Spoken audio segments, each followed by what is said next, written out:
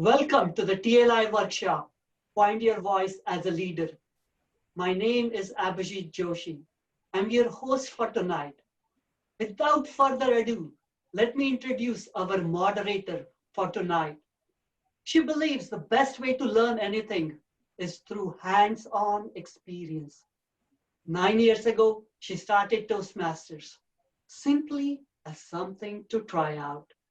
She stuck around because of the richness leadership brings to all aspects of her life. She's grateful for the huge number of opportunities that have come her way. Please help me welcome the two-time distinguished Toastmaster, Maithili Prabhu. Thank you, Abhijit. Good evening, everyone. I hope everyone's safe. It's been a crazy few days here in California. I'd like to go over our structure today. First of all, you will be muted and videos are turned off. Please note that questions will be taken throughout the session. So if you have any, feel free to put them out either through chat or the Q&A option. As and when we hit the relevant portions of the meeting, I'll be sure to pick those out. We will not be discussing any of Toastmasters policies. This is more about understanding and learning about leadership from the eyes of our panelists today. Thank you for joining us. Let me get started by introducing our wonderful panelists. Our first panelist is Pat Johnson. She was the Toastmasters International President for the year 2010-11. But that's just the tip of the iceberg. Pat served as a board member with the Victoria Women's Transition House Society, Commonwealth Games Speakers Bureau trainer, Saanich Rotary Club, as well as a mentor for Leadership Victoria for 5 years. There's more, but you'll have to stick around to hear. Michael Notaro is our second panelist. He is a native of Chicago who has now adopted the Bay Area as his home. He served as our international president for the year 2011-12. Michael is a former US congressional intern, a practicing real estate attorney, and an author. Michael founded his own real estate company at 33. Our third panelist today is Jim Kokocki. Jim is a writer, speaker, facilitator, and a speech coach. As a volunteer leader, Jim serves as president and board chair of L'Arche St. John, part of a worldwide network of communities creating homes, work, and day programs together with people who have intellectual disabilities. And it is my great honor and pleasure to invite you all to District 101. Thank you for joining us this evening. A virtual clap for everyone. All right, so I shared a little bit about our panelists. I'd like to hear a little bit from them. So let's start with Pat. Pat, could you share something we don't know about Michael Notaro?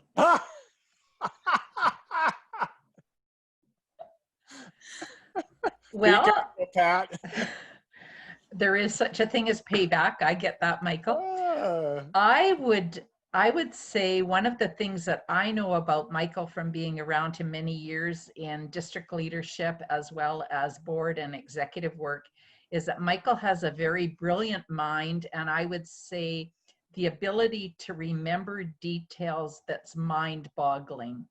If Michael has seen it, Michael remembers it. And so it's very important to know as his friend that he will never forget anything.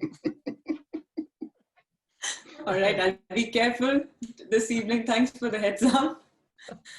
Okay, so moving on to Michael then. Michael, could you please share something about Jim we may not know about? Well, I had the privilege of working with Jim on the executive board, and the thing that really impressed me so much about Jim is that he really takes a topic and goes deep into it. And that's so valuable on the executive committee because you have a lot of bright people analyzing issues. And I always found that Jim had a refreshing perspective and really a perspective that really looked at it from the point of view, what's best for the members. So I really consider it a privilege to have served with Jim Kokocki. Thank you, Michael. So let's hear from Jim then. Jim, can you please share something we don't know about Pat? Sure. So there's a You sound prepared. there's a management theory called management by walking around and getting to know people, and Pat's exceptionally good at this. And maybe you already know this, but I remember Pat, when she was president, came to my district, District 45, my town that I live in, St. John, New Brunswick, and we made it a point to get out and go for a nice, long, healthy walk on the Saturday afternoon and explored some beautiful architecture and chatted about a vast array of topics. And that's a great way to connect as a leader. We need to make time as leaders to connect with people, and Pat's exceptionally good at that. Thanks, Right. Jim. Thank you. Really nice to hear your perspectives, because I know you've all worked with each other and known each other for a long time. So it's great to hear something that's not out there on public websites. So thank you for the perspective. So let's begin with some basics. Often when we look at someone who leads a huge international organization, it can seem a little intimidating. The gap is huge from where I may stand as a member. So I'd like to start at the very beginning. And this is a question for all three of you. What was your first leadership experience in Toastmasters, and what was your takeaway from it? So we could start with, I think Jim is ready. We're all ready. You'll need to manage us, my Tilly. I joined way back in a previous century in 1987. It's 6 months in, they asked me to serve as educational VP. And I was awkward and shy, and that was a huge stretch. So I suppose my takeaway, honestly, it's just so long ago, I can't remember a specific takeaway, but they asked me to, after serving educational VP, to serve as president next year, which was a huge move. So we're very good in Toastmasters at inviting people to take the next step. That's, I suppose, the best takeaway that I can recall.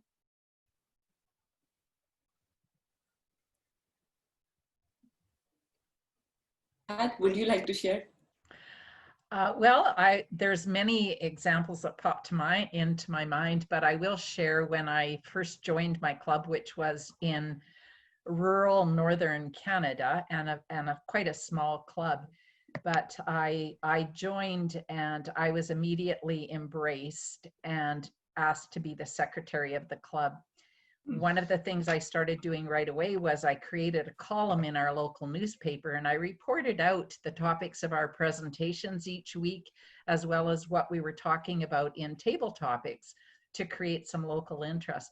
But the greatest takeaway I have of that first experience in Toastmasters is that I would never have joined if they wouldn't have asked me that very first night when I walked into the meeting.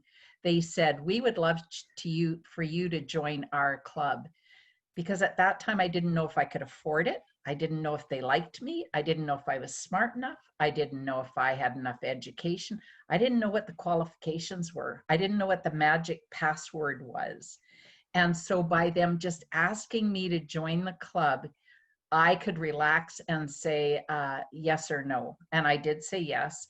And so I am the person that meets the guest at the door. And as soon as I shake their hand, when we're allowed to shake their hand, I said, "I'd love to talk to you after our first meeting and have you consider membership in our club." Thank you. I think it's a great reminder for everyone. I know one more person in the district who often reminds us to ask folks if they want to join. Rita is right here. She always says that. Thank you. Michael, could you share your experience? Maybe one of your first, even if it's not the very first one. Yes, I'll share an experience which was really my first leadership experience outside of the club. I was asked by the district to serve as the club extension chair, and I knew very little about canvassing or developing corporate relationships, but I remember I had my first demonstration meeting that I had set up at a company called Lucent Technologies, which was a then emerging, you remember, technology company. And I got there, you know, plenty of early, we were supposed to have 40 people at this first demonstration meeting. I showed up probably 20 minutes early. I was all alone in the meeting. It was supposed to start at 12 noon. And I remember just watching the clock, and it clicked 12 noon. There was nobody in that room except me. 1201, 1202, and I started to doubt myself. I thought, you know, I can't do this Toastmasters. I can't start a Toastmasters club. And I was getting ready to stand up, to head to the door, to walk out of the room because I just thought I couldn't do it, when suddenly the door flew open and all the Toastmasters had been bogged down at security. They couldn't get in. And by 12:05, there were about 30 people in the room. And I chartered my first Toastmasters club, and I learned, always believe in yourself. Believe in yourself. Thank you. Really interesting. I heard so many different perspectives from three of you. Now, let me share the next thought I have. As an engineer, I often think about success criteria. At least my manager makes me think about it. So my question is, how do you approach a new leadership role? Did you always have a clear success criteria for yourself in the position?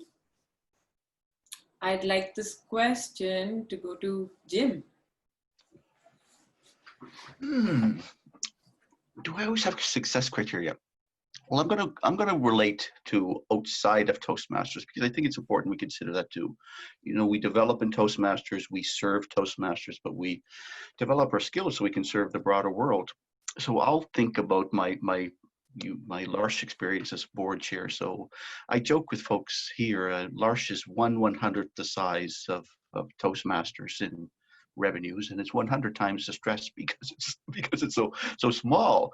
So I work with a small board of directors here to serve our clientele with intellectual disabilities, and it's important always to have goals, objectives that we're committed to. So if that's what we mean by success criteria, and I think that is what we should refer to as success criteria, is yes, I've always got those. I'm always working with the team to establish those, to commit to those, to make sure they're reasonable and attainable, and we work to achieve them. I'll say there's nothing more powerful for a team to coalesce in having shared successes. So set the goals, set the success criteria, celebrate progress, celebrate achievement. Would anyone else like to add to that? I just say ditto. Yeah, I would say ditto too.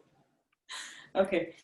So And my I would just say, question then, go ahead. just one Please. other thing on the success criteria. My belief is that the wonderful thing about the Toastmasters organization is that we have the success criteria established for us. And I see a lot of Toastmasters these days who think they need to reinvent the wheel. And we don't need to do that. We really grow when we come into a club and we work on having a distinguished club. And yes, it's hard to recruit those 8 members. Yes, it's challenging to inspire people to give pathway speeches, but staying with the success criteria we have at each of our 3 levels, at the club level, at the district level, at the international level, that's the key. What about outside? Sorry, Pat, you wanted to add something? I was just going to say, I agree. That's one of the things that I find people waste their time spinning their wheels wanting to rewrite the Toastmasters program. And I say there's nothing wrong with the program. It's worked for 100 years. Please don't rewrite it. It's already proven successful and it works. So work the program. So let me ask this then. Were there any surprising discoveries, even through these leadership roles? Say you have your success criteria and you're working the program, but did you leave with some surprising discoveries through the role? Pat, I'd like you to take this question. Well, there were a couple of surprising discoveries for me the year I was international president. First of all, because there's so many spontaneous events that you are at, and you could be standing and it's just a hospitality event. Suddenly you're on the stage being asked to address the group or share some inspirations. So I found out a lot about myself because of the pressure cooker that we're put into.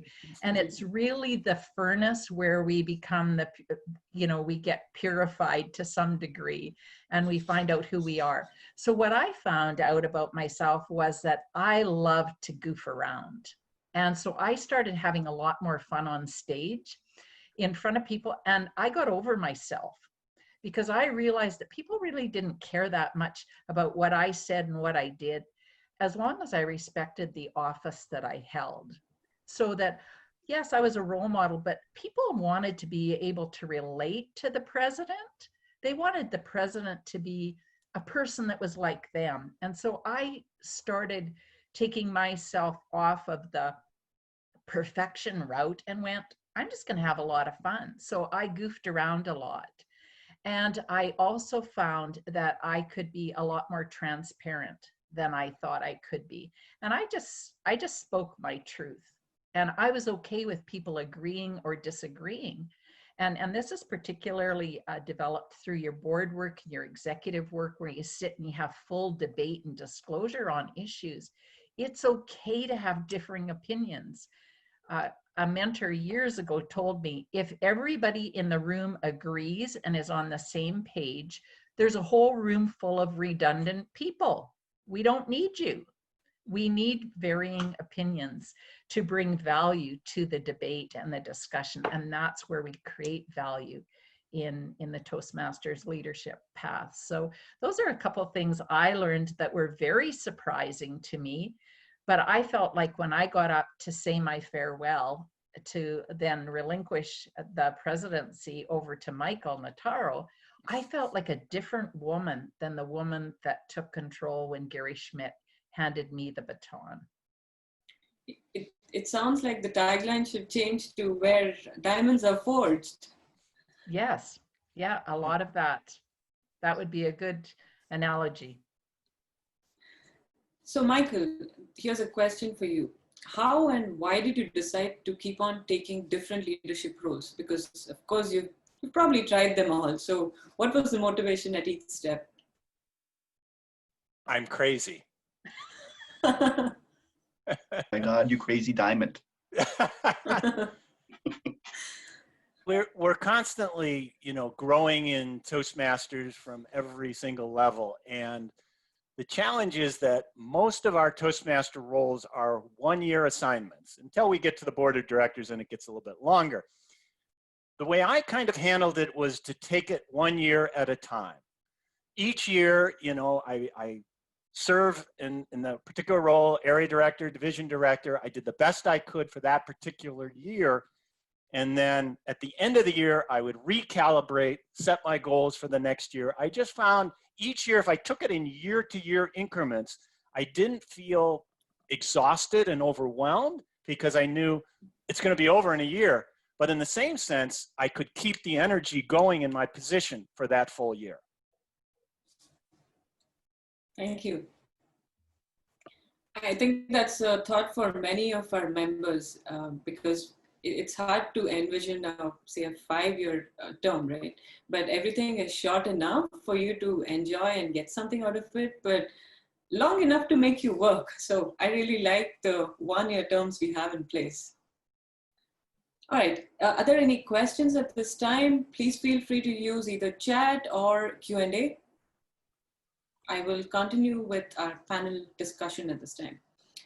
Okay, in my opinion at least, there's not one style of leadership that works for everyone or for all situations. We obviously bring our own experience, biases as leaders. Much like winning speeches, there's a strong temptation to just pick that winning style and run with it because it worked. So why do you think it's important for a leader to find their own voice? Jim, could you please share your thoughts? Yes, well, there's a model that I embrace. It's called situational leadership from Ken Blanchard, and it embodies all that you just said, Matilda. It says that the brilliance of it says the leader's behavior needs to adapt based on the task maturity of the follower, and the brilliance is the task maturity. So if I asked Michael to play a great game of golf, he's got low task maturity at golf. I seem to recall he's had some experience, but relatively low. But something you didn't know about Michael. Something you didn't know about Michael. So that model makes you think about, look, what's the task maturity of the person's specific experience on a task that I'm asking them to do. And if they've got low task maturity, the leader needs to tell them and show them. And that's not demeaning. That's developing somebody. And as their task maturity grows, ultimately we can delegate. And I hear far too many people say, my style is to delegate. That's a recipe for disaster. So everybody should take a look at situational leadership, because it's one model, but it embodies all that you've talked about. It's adapting based on the task maturity of the person that you're working with. And if you become skilled at that, you'll be an exceptionally talented Toastmaster leader and leader in any organization. Thank you. I feel like there are these leadership quizzes that are I've taken as a district leader when I tried out a few roles. And what I noticed was as I tried it out every year, it looked like it kept spreading. It was more focused in one area. I was one type of leader, and then it started to spread throughout the quiz. So I think right now it just changes. It feels like there's no one fixed style. So I can relate to what you're saying, Jim. Thank you. Okay, so I have seen that mentorship is particularly very helpful. I have a great mentor who is not just encouraged. She's been the loudest voice, helping me think critically about problems. She's been my inner voice at times, saying this is the right thing to do when things are hard. So could you please, I would like to hear from all of you on this. Could you share your thoughts on the value of mentorship, particularly when it comes to leadership? We can start with Michael. Definitely. I think that mentorship is really at the key of growing people quickly and also having a fruitful, enjoyable relationship in Toastmasters. I do need to say I'm a little bit different. I hear people say I had this one mentor that carried me through the decades of Toastmasters. I have had probably 20 Toastmaster mentors in my career. And each one helped me a little bit along the way in little pieces. And they were invaluable. And it was not just the information, but it was the relationship that I had. I felt in tune with them, and I felt like I had a supporter and an encourager. And when I mentor people now, it's primarily at the district and the club level. But the first thing I let them know is, I'm an encourager, I'm a supporter for you. You have some goals, I have some goals for this relationship. We're going to grow together, and then I help them fulfill those goals. Thank you. Pat, would you like to share your thoughts? Well, I could write a book on mentoring because it was so important to my relationship in Toastmasters. I know for a fact, I mean, I just don't doubt it for 1 second that I would not be in Toastmasters without mentoring. I had my first mentor when I was in my first club within my first 5 years of Toastmastering. I had the good fortune at that time to have a past international president, which I didn't know what that meant at the time, but he took me under his wing when I was an area director or an area governor in those days, and mentored me and kept me looking beyond my club. And that was the gift of him as a mentor. I then went on to have many mentors, as Michael did, although there were some that were there for much longer term. But I think that what we forget is that we outgrow our mentors. Somebody might teach you how to be a really great area director. Somebody might teach you to be a great speaker. But we all have our purpose, and we all, as mentors, need to remind the mentees that we're okay with them letting us go, that there'll be an end to this relationship. We don't have to be forever together, that we serve a purpose, and sometimes it's time bound. I believe, like when I'm asked to mentor, I think it's such a gift. And I, like Michael, tend to mentor at the district level. This year I'm a region advisor as well, so I'm mentoring Region 10, which is Europe. But just last week, I had a member of my club phone me, and I considered this a huge compliment. She called and she said, you know what, I'm flat. I've kind of lost my way in Toastmasters. I'm tired of doing my speeches. Everybody says I do a great job. I don't know what to do next. How do I stay engaged? And I went, I am so glad you called me. So we had about an hour conversation reviewing, and she wasn't my mentee, but she had called me, and we reviewed what she wanted out of Toastmasters. And at the end of that, we agreed that I would mentor her for the next 6 months, because she was going to start and develop keynote presentations that would support her as the executive committee or as the executive director of the organization that she leads in the public.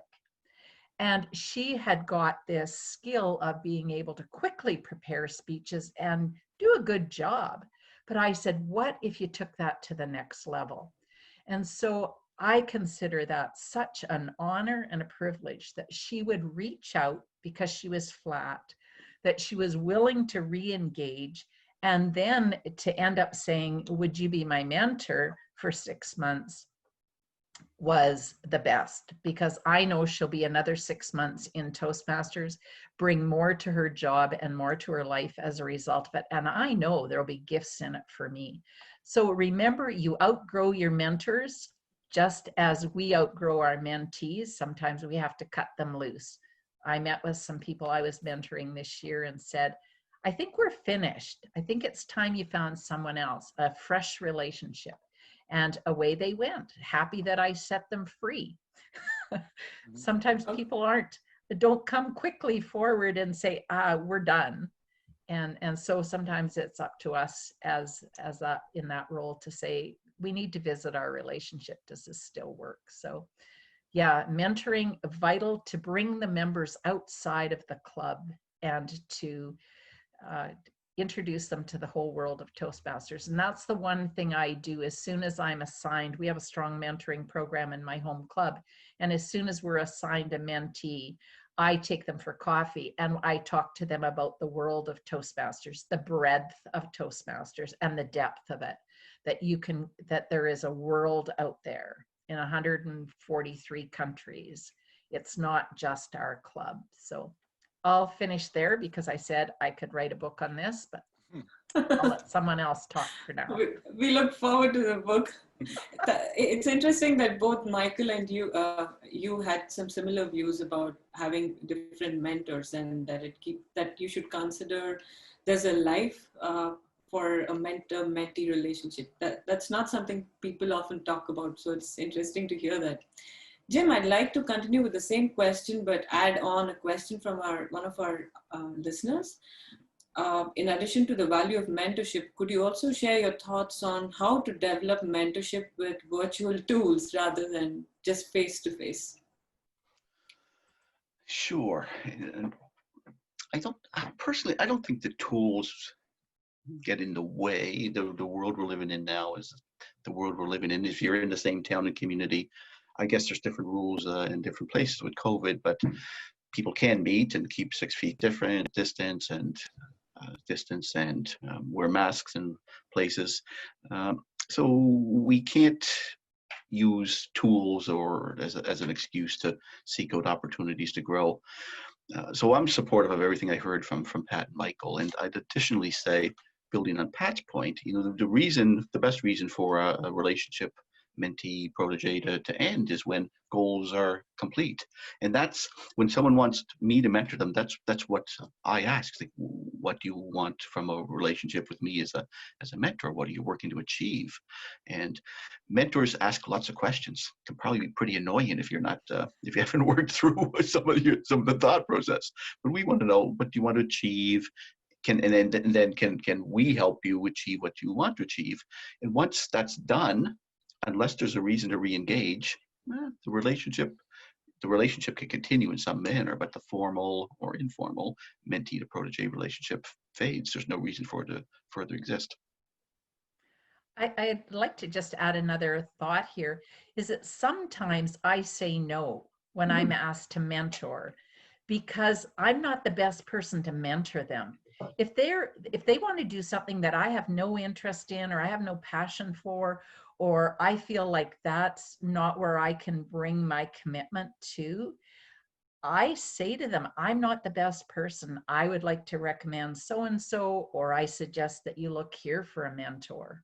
So it's not just about being asked, but it's being honest of who we're willing to mentor. And we have to have passion for it, because it's one more thing on our agendas that we're committed to. because we know what commitment is, and bring in the integrity to that relationship. So if I'm not passionate and I'm not buying into what they need to do, I need to declare that I'm not the best person. So honesty and integrity in that relationship. Yeah. So I often tell in my club when I serve as VPE that being a mentor is part of learning. That's part of the leadership path in Toastmasters. Not that there is a separate path anymore, but that's the idea. But I often hear a few members say they're not ready or they don't feel confident, even though they've been around for a while. In my opinion, anyone who is willing to serve and is interested to learn should try to be a mentor at least once. Do you have any suggestions for members that may be hesitant to take on a mentoring role? Well, I would say right up front that you don't know how much you know. And if you meet with somebody who's interested in you being their mentor, perhaps they see something in you that you don't even see in yourself. Sorry, Dhananjaya. but they might see something that they're looking for. They might like our style of speaking. They might like the way we listen. They might like the way we evaluate. They might like the way we laugh. I mean, it can be some obscure thing. And so it's to have that dialogue and engage in that. Yeah. And I would add, I've seen clubs where they ask the new club member, is there somebody you'd like to work with, someone you'd like to serve as the mentor? And I'll say that I've been surprised at the answers sometimes. They would not have been the relationships that I would have put together, but that's powerful for the new member. It's also powerful for the mentor who may not have thought that he or she was ready to do that. It's like, oh, so-and-so wants you to be the mentor. That's pretty exciting, I think. All right. That's a really nice thought. And it's important to remember that we never know it all. So just start. You'll know enough. Somewhere. You know enough to do it. Just start. Yeah. So I see that a great leader often leaves a legacy behind. It can be a club officer role for 6 months. It can be the international president role for a year. But a great leader is often talked about in positive light for years to come. Do you think a leader should think about their legacy and work on it? Because often when we take on a leadership role, even though it is a leadership role, we get so caught up in the weeds, so many different things to do that we forget the big picture. So do you think a leader should be thinking about a legacy or anything that big when they take on a role? Michael. Well, I believe in the concept of servant leadership. So we are constantly working to empower the people around us. And the best legacy I can leave, I feel like, is the people who come to lead when I step down. Because I tell everybody, I'm taking this role, I'm going to do it for a year, I'm going to build a club for a year, I'm going to be vice president of membership for a year, but one of you is going to step up afterwards. And my goal is to assist them, encourage them, empower them any way I can. I'll just give you an example. I'm mentoring a young man right now in one of my clubs who is about as different from me as you can imagine. He's an African-American man who's in his 20s who's been to prison, okay? He's HIV positive. He has a lot of challenges in his life. I have to tell you, our mentorship is one of the most fulfilling things in both of our lives. I find it that I'm learning so much from him. I'm supposed to be mentoring him. He, of course, is learning a lot from me. My goal is that when I'm done, the legacy will be that he will be able to stand right up and inspire somebody else. Who that person is, I don't know, but that's my legacy when I pass it on. Thank you, Michael. I hope you will speak a little more about this at a different time. I'm curious to learn more.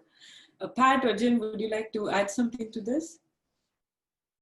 Sure. I think that as a leader, as a strategic leader, which I certainly am a big picture person, and so I'm conscious of legacy, just because I think it brings a seriousness to the role that people watch us. People unfortunately don't look to themselves to role model. They look for someone else. So I think when we hold the position that people look and they say, I want to be like that person, or I definitely don't want to be like that person. So I think that we become known for how we treat people and how we behave. And I think that becomes our legacy, whether we choose it or not. So I think that it's wise to think about it. I adopted a philosophy early on in leadership in Toastmasters, and that was that I used to tell my team when I was district governor back in the day, 2001, 2002, never do anything that you're not willing to read about on the front page of the newspaper the next morning as a leader. And that's a good guideline, because does it do harm? Does it do anyone harm what you're doing? And I think that as presidents, really our legacy is attached to how do we do the best for the organization? Because I think that's our approach. How do we support, sustain, ensure the continued growth of Toastmasters International? And while we bring our own personalities and our personal leadership styles, and we flex those as the circumstances demand, we also leave a legacy because of that, as people watch us be stewards of the organization. So I think a legacy is inevitable. So choose what you want to leave behind and what you want to read about in the newspaper. I'm going to remember that one. I'll comment too, Jim, if you don't go mind. ahead. Sure. Yeah, and I like the way it's been reframed by Michael and Pat, because when I think legacy, it could be something like we were number one in the world, or we were number one in the area or the division, or we had the most club growth. I'm not a fan of those sorts of targets. What I heard from Michael and Pat, and I entirely support, is legacies about the way you interacted with people, the people you developed, the success you enabled. And as part of that, I think if there is success within whatever the organizational goals are, whether it's your club, your area, your division, or an external body. So I like the way it's been framed. I'm personally not a fan of someone thinking, you know, my legacy is we're going to build a new building and my name's going to be on it. If that happens someday for somebody, that's great. But that's a dangerous way to think about legacy, in my view. Right. Thank you. There's one additional question about mentoring, and perhaps one of you can answer this. Do you feel mentoring by virtual means is any different from, say, meeting face-to-face? Jim, you covered part of it, but would anyone like to make a quick comment about this? I love to go for coffee with my mentees because I love that connection, but that's my preference. I'm an extrovert and I like the personal connection. But since COVID, it hasn't interfered at all. We bring our coffee and we get on Zoom and away we go. And I think that's the world. At work, we don't always see one another. I say that when your intention is to connect, just overcome the barriers. We have all the technology nowadays, like World Headquarters and the board didn't give up because we can't be in person in Paris. We're having a virtual convention, which took a horrendous amount of work. But that's what leaders do. They get over the obstacles. They remove the barriers. They put the resources to it to make it happen. So I think that that's where we build character as well. What's our commitment? If we're going to meet, we meet. Thank you. Okay, so this is moving slightly in a different direction.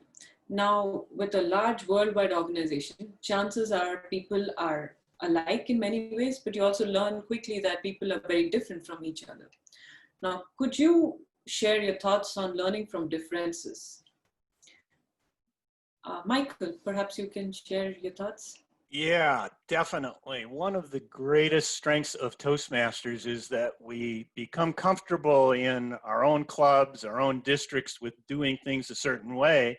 And we think that's the way that you do it. And I'll never forget going to my first regional training. Actually, I think Pat was there, but I stood up and it's almost humorous now, but I kind of announced to the district directors and district leaders, this is how you build a new club. And there was one lady in District 9, Pat probably remembers her name, but she said, I don't think so. We like to build clubs this way. And I was just kind of silenced, and doggone it, it worked doing it her way. She cultivated the corporate relationships in a different way than I did. I was more face-to-face. She was a little bit more mailing pieces and indirectly, but she got to the same result. And one of the things we learn in Toastmasters as we move into the worldwide community is that different parts of the Toastmasters world are growing in different ways, and we can learn so much from the different ways they were doing it. I'll just give you an example of that. When I started looking at the statistics here, I was really excited about what was going on in Pakistan. Jim and Pat may realize this. They're growing at 42%. 42% growth rates. Pakistan is one of the largest countries in the world, 220 million people. It's number 5 in the world after India, China, USA, and I think Indonesia. But I just called the Provisional Territorial Council director, emailed him and said, hey, what's going on? He said, Michael, we'd love you to give a keynote for Pakistan. So I ended up giving a keynote to them, and although I was trying to learn something from them, but we both grew from it. Thank you. It's always fascinating because we walk in with a different idea when people have opposing views in particular, and unless you have an open mind, I don't think there's any possibility of learning. So that's an interesting story you had to share there. So I've noticed this. I've seen a few Toastmasters over the years who simply seem to disappear after 1 or 2 failures they've faced. Now, I think it's a learning opportunity when we fail, and I fail a lot, so I have good experience in this arena. But is there a story you could share about your failure as a leader, of course? I can share mine to start with if people want to, Sure. Michael and Jim want to think about theirs. When I first wanted to run for district leadership, I was in District 64, and I felt like I was prepared. I'd been area director and division director and hung around with the district team and really was ready to go to what was then called LGM and Lieutenant Governor of Marketing. And so in that interim, when I was ready, I actually moved across the country to District 21. And so while I thought I was ready, I thought, well, I'll run anyway. So I went to the first AGM meeting and I ran from the floor and of course wasn't elected. The person that was elected didn't continue the next year and dropped out. And so they were electing a PQD, equivalent to a PQD, to replace that person whose name was Brian. So I thought, oh, good, I'll run for that position then, because I ran last year, I didn't win, and maybe I'll get elected. Well, I didn't get elected that year either. And so my first 2 years of running for election at district level, I was not successful. But I was highly successful because I went away, and in that interim, I spent about 5 years then working on things in the district. So I became a conference chair, I chartered clubs, I put some corporate programs in place in corporations, I did lots of education presentations, I got really involved in the district. I mentored lots of people and really got engaged.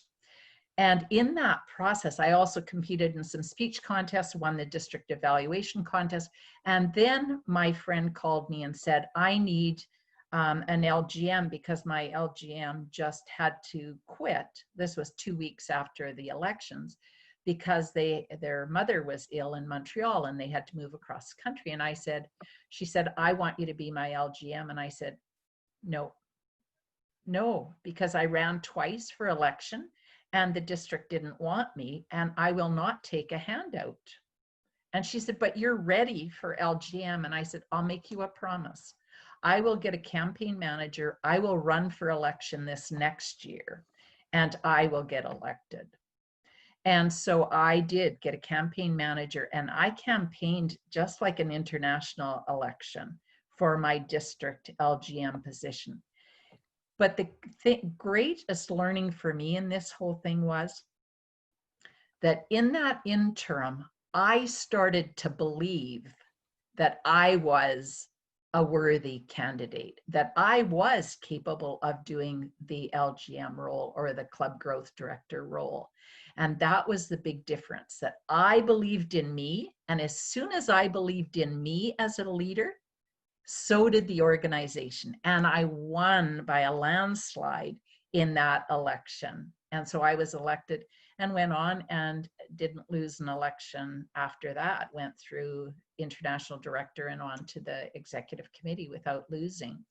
But I had to have that internal belief in myself. And then that was tangible to the voters that I was ready. So that was a huge successful failure for me. Great to hear that you did not give up after the first or the second. So really nice, so inspiring for all of us. Jim, would you like to share a story? Sure. So I've lost elections too, like Pat. I lost the first time I ran for the board. I lost the first time I ran for second vice president, which leads to president. People forget that over time, but we don't. Those who lost the elections, we don't. So those were failures, if you will. But if you think about it as a failure, then yeah, you might step away. But it's just a step in our development, isn't it? And I learned through those elections that I lost, and I know Pat would have learned from the election she lost and rebounded.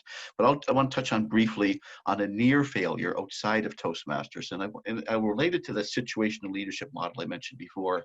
I was doing some work with the Board of Trade here in my city, and we were putting together a fundraising luncheon that was going to bring in 200 people. I had an Olympic gold medalist lined up. And I asked a friend of mine from the board, who's very professional, competent. I said, look, will you just take care of the details? Find the venue, set the price, figure out the meal, get some sponsors. We'll need some sponsors. And he's a very competent guy. So I delegated. His task maturity was 0. And I would check in with him all the time. Hey, how's it going? Oh, it's going good. This company wants to sponsor. Another few weeks, another company wanted to sponsor. So finally, around 8 weeks before the event, I said, how many of these people who want to sponsor are committed? And the answer was 0. And my stomach dropped, and I thought, this is going to be embarrassing. We're going to have to cancel. It's bad for the Board of Trade, bad for him, bad for me. I'll need to call an Olympic gold medalist and say, stay home. But we were able to pull it together. So I mentioned that as a near failure, and I mentioned it because it relates to the mistakes we can make in assessing somebody's task maturity and competence. So we need to be very attuned to, as leaders, to not simply delegate, set people up for success, and pay attention to progress and milestones. There's some mentoring lessons in there too. Trust but verify. Michael, would you like to add to that? Oh no, I haven't had any failures. I was so sure. That's why I was saving you for last. I've had so many failures, I don't know where to start, but I can share one. I served as what we used to call director of marketing in my home district, District 57. It's what's now called the club growth position.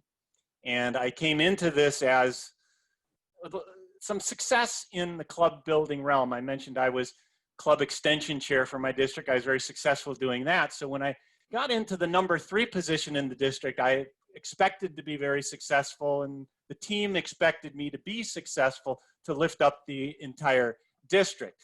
Well, I worked my tail off all year, and I missed by 1 club. I failed by 1 club. And it was really an experience because I realized that I pulled the whole district down, of course, because we made the educational achievements. But I also realized that it really wasn't a failure. It really was a victory because I learned a lot about myself. I gave my best. And I'll give an example of that this year. This year, as we came into the spring, I told District 57, they were all calling me, I said, a lot of people were starting to collapse because of COVID-19. A lot of districts were shutting things down. March, April, I said, we're going to keep working to build membership the best we can. And our district, along with District 101, you may realize this was one of the few domestic districts that had positive membership growth, not much, a little less than 1%. Same with District 101. We were one of the few in the entire country that did that. I said, even though we were not distinguished in the technical sense, I told the district, we gave it our best, we were winners. Now let's use that as positive momentum this year. Thank you, Michael. I think we've all been in one or other situation where we may just have missed something. So it's a good reminder for us to think about some of the qualitative aspects and not just the numbers. So thank you for that. Now, I know that the three of you have served in so many different roles, but you continue to stay engaged. Pat, you're serving again. I don't know if you served in the past, but you're serving as a region advisor now. And Jim and Michael, you are, of course, engaged in various different ways. So what is it that motivates you, especially because you've seen it all, tried them all? What is it? What is so interesting? Why do you keep coming back? I would like to start with Jim. I keep coming back for a couple of reasons. One, I love to see people develop and grow as I've developed and grown, as all the people on the call have developed and grow. I love seeing that. So that's just a huge reward. Secondly, I realize that these are skills. You can read about leadership, you can watch TED Talks, you can watch YouTube videos, you can take courses, you can get a lot of knowledge about leadership. But these are skills. Skills need practice. So you need to be putting yourself in situations where you will test your skills, where you can apply your knowledge, but you work with a team to set goals or accept goals that are thrust upon us, as we do in Toastmasters with Distinguished Club, Distinguished District. And you need to learn to put a plan in place to execute and see the plan go awry and adapt and still work to try to achieve it. And you need feedback to develop as leaders too. So I get that in Toastmasters. So I get all those rewards. I get a chance to improve my knowledge, practice my skills, get feedback, and see other people develop around me, and for me to help them develop, and I develop. Michael. Well, yes, you said it. We've done it all. We've seen it all. That is not exactly quite true, because Toastmasters is constantly changing and we're constantly growing. So actually, probably Pat knows more about district leadership than any of us PIPs right now. You have to keep up along the way. And I came back from the district international convention in Denver last year, and I figured this is going to be a real quiet. I'm pretty much going to serve at my club and help at the district where they need it. Well, Richard Peck picked up the phone. He called me and he said, "Hey, would you like to be chairman of the ILC?" I said, "Sure." And just like that, that was a full year commitment. And I have to say, this is the third time I've done it. And each time I have grown from it. The processes have improved. I've learned. I've gotten different insights on how people communicate, how they present themselves, how we use the leadership resources, that various ways to analyze candidates. So I just find that I just keep growing from each opportunity, and that's interesting and fun for me.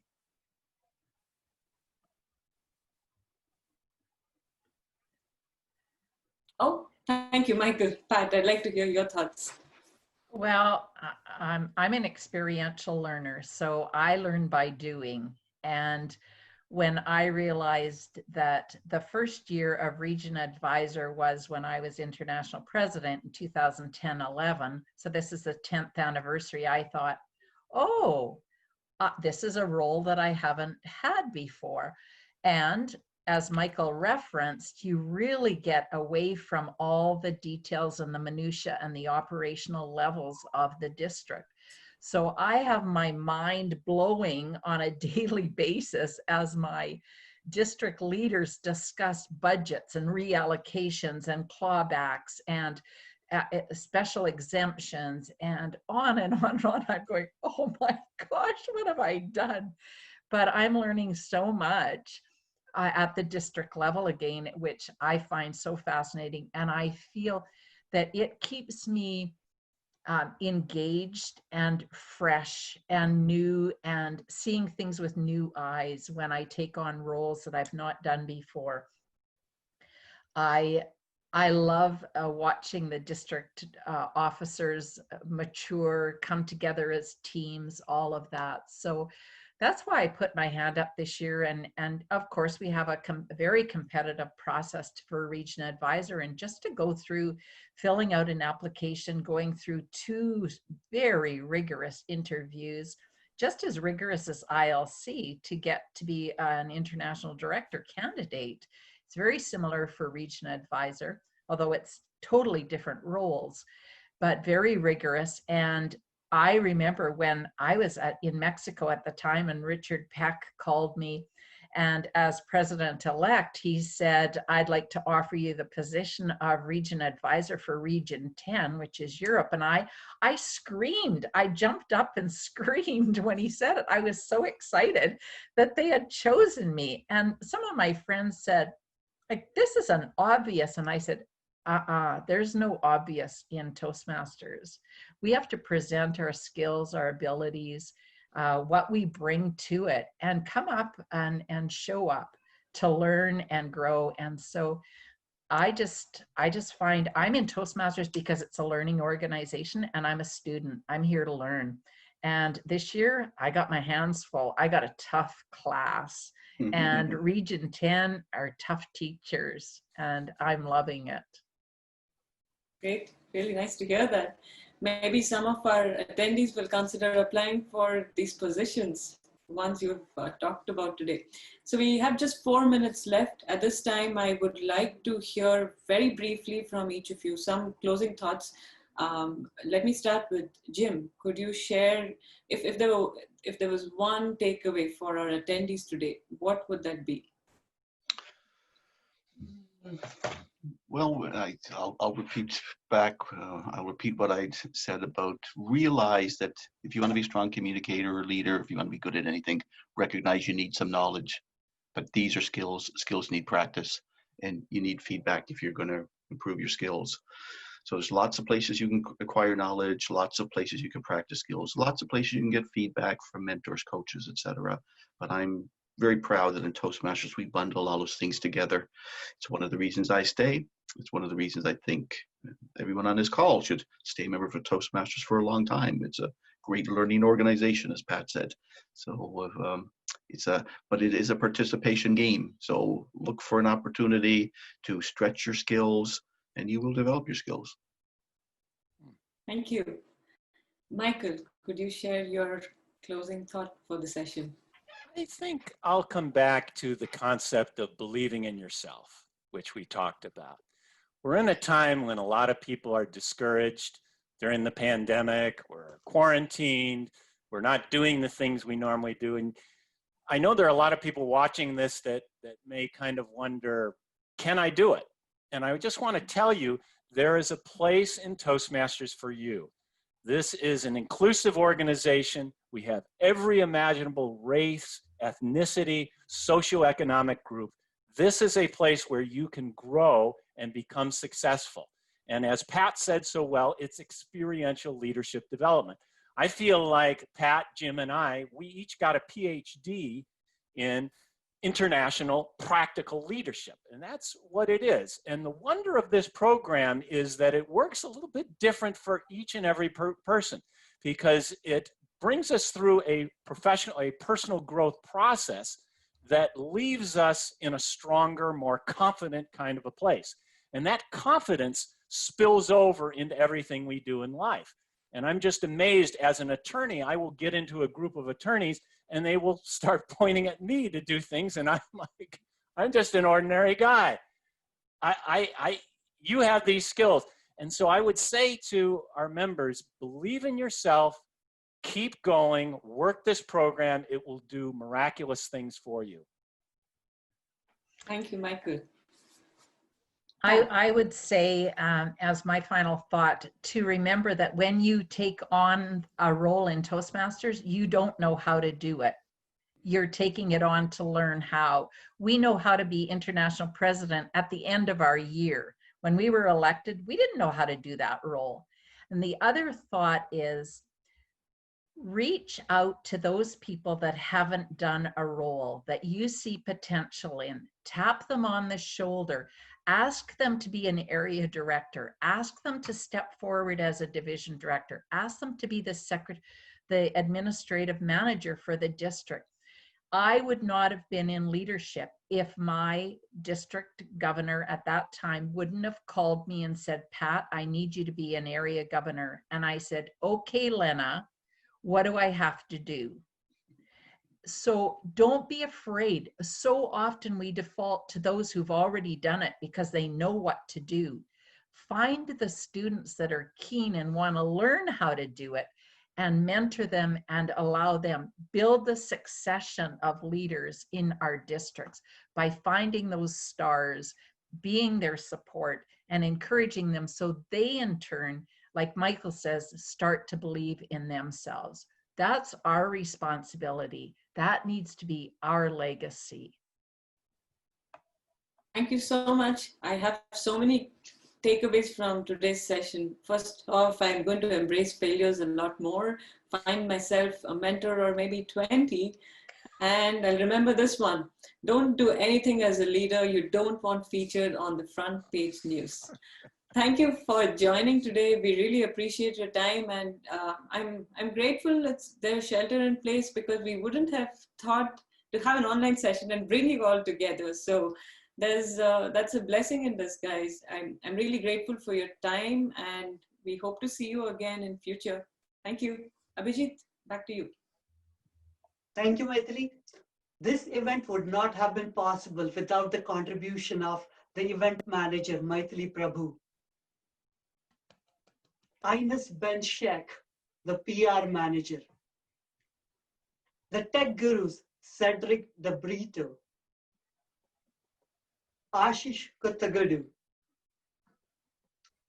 I really appreciate all of you. Please join us next week on August 26th for The Magic of Mindset by Stewart Murray at 6 p.m. See you next Thursday. See you next Wednesday. Bye.